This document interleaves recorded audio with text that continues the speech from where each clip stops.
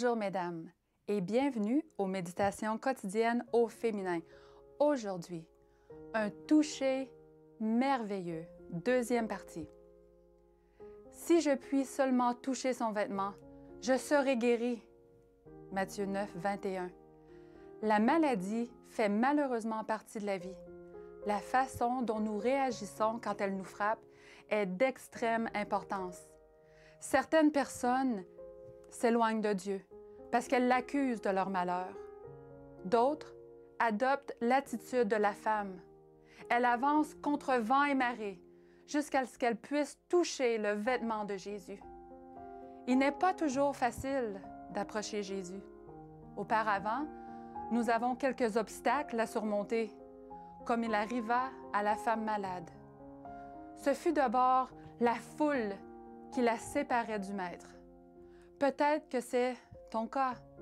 C'est le rythme trépidant de la routine quotidienne, ou tes responsabilités dans l'Église, ou encore ton travail qui constitue le premier obstacle sur ton parcours avant d'arriver près de Jésus.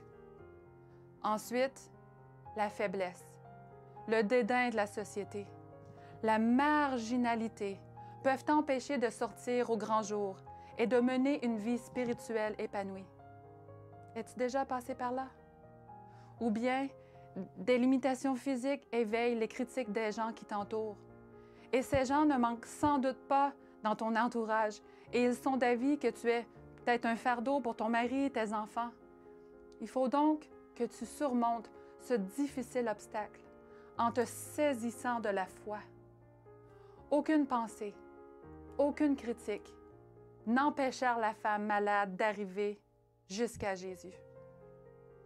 En plus, comme si ce n'était pas assez, elle se sentait indigne, fautive. À cette époque, la maladie était largement considérée comme un châtiment de Dieu pour les péchés commis, et on disait de cette femme qu'elle ne recevrait pas ce qu'elle méritait. Elle ne mérite pas ça. Mais quelque chose lui disait que Jésus ne la traiterait pas ainsi. L'amour que révélaient les paroles du Christ et la douceur de son regard lui démontraient le moral et la mettaient en confiance. Tu sais quoi? Ne laisse jamais ni Satan ni ses agents humains te souffler que tu es indigne de t'approcher de Jésus. Lutte, confiance, et tu arriveras comme la femme aux pieds de ton Sauveur. Tu as là l'exemple d'une foi puissante qui agit comment? Avec confiance.